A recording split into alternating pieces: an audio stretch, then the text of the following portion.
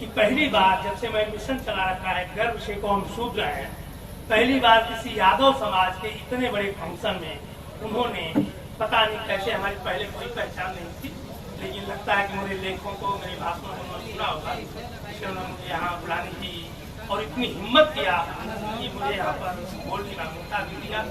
दूसरी बात, आज मंच पर हमारे इस जो मंजरी माता मंजरी के जो धाम है और साथ साथ आज लोग गोवर्धन पूजा के महोत्सव में आप इकट्ठा हुए हैं।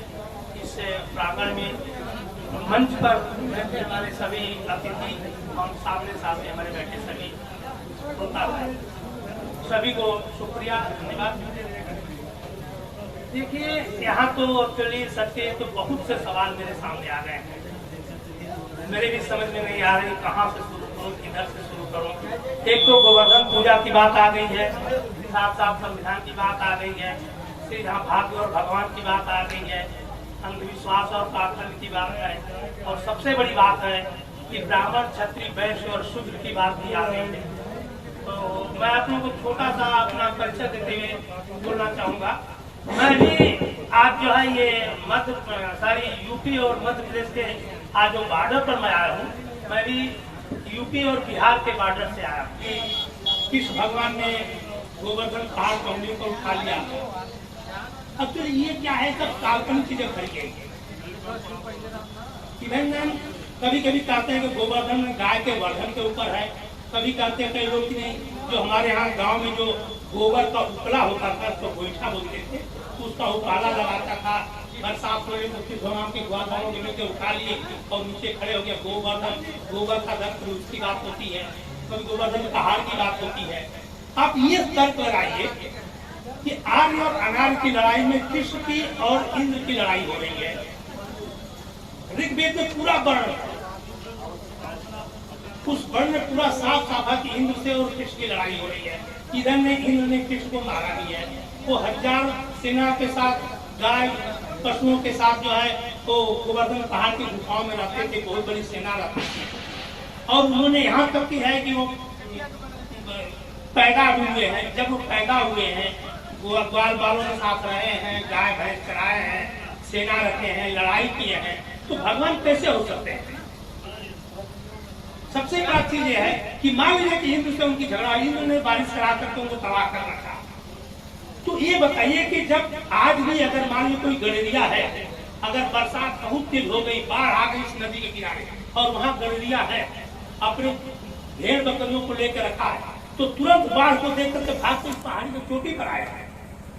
पहाड़ को उठा नहीं जाएगा, बचने के लिए पहाड़ की चोटी पर जाएगा। तो हो सकता है कि ग्वाल बालों के साथ कृष्ण गोवर्धन पहाड़ के ऊपर चले गए और उन्होंने गोवर्धन पहाड़ पे बचाए, फिर तो गोवर्धन पहाड़ का हम इज्जत करते हैं, मान सम्मान करते हैं, पूजा करते हैं।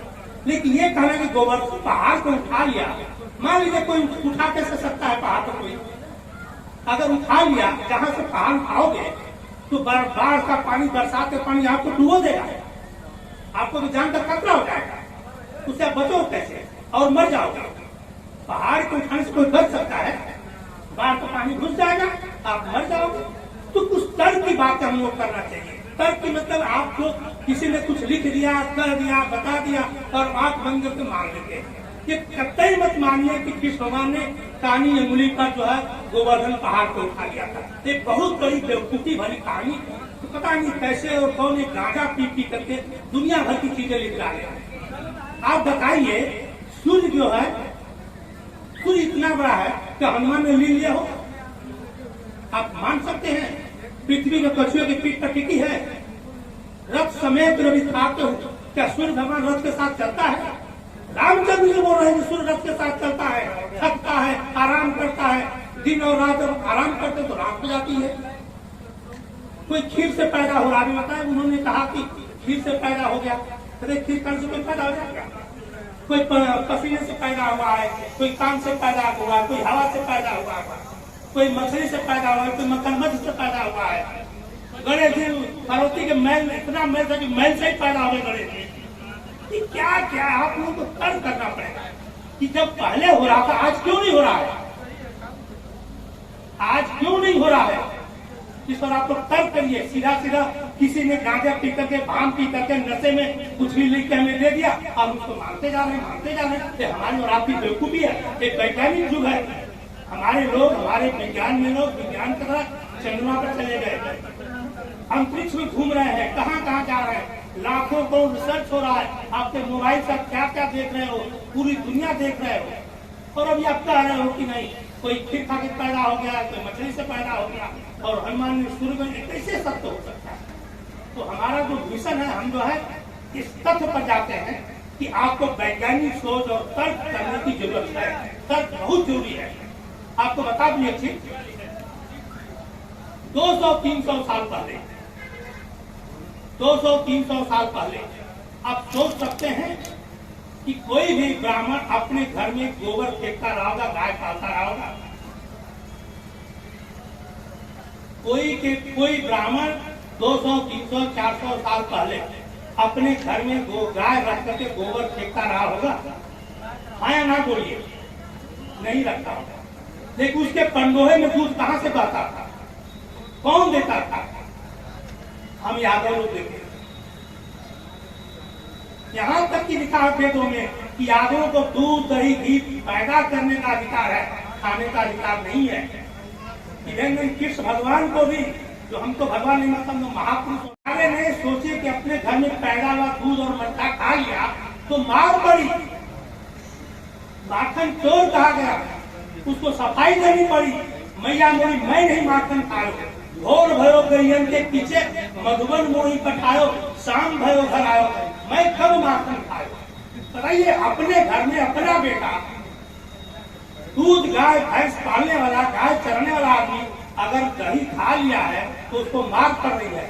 आपके बच्चों में, आपके परिवार में बच्चा कौन सी चोरी करता जो चीज नहीं मिलता है? इसका मतलब किसी को दूध दही खाने के मैं कभी नहीं मिला। एक और उदाहरण देता हूँ, ताही अहीर की छोकरियां, ध्यान किए, ताही अहीर की छोकरियां छछिया भर छाछ पर नाच नचा रहे। क्यों नहीं लिखा गया ताही अहीर की छोकरियां छछिया भर दही पर, छछिया भर दूध पर, छछिया भर घी पर नाच नचाती? क्यों मंठे पर लिखा गया? क्योंकि यादव को सिर्फ मंठे का अधिकार था, दूध दही घी का अधिकार नहीं था। ब्राह्मणों ने इतना अत्याचार किया था कि अगर जो पैदा करेगा तुम और खाएंगे हम। हर चीज का देखिए, जितनी उन्होंने नियम, कानून, संविधान बनाया है, मनुस्मृति पढ़िए, सिर्फ और सिर्फ उन्होंने अपने बैठे बैठे जिंदगी भर 10 फुट तक 1 लाख साल तक हलवा पूरी खाने का आदमी बैठे बैठे कर लिया था और अय्यासी का आदमी कर लिया था। 12 साल 15 साल की लड़की दान दे, बोले कन्यादान, सुना में कन्यादान आज भी शादी में देते हैं। लड़की कोई वस्तु ऐसे दान देते हो? क्यों दान देते हो अपनी बेटी को? अगर दान देते हो, अगर दूल्हा ससुर सास ससुर उसको जान से मार डालते हैं, जला देते हैं, तो फिर क्यों रोते हो? तुम्हें दान दे दिया ना, भूल जाओ। दान का मतलब है धन संपत्ति।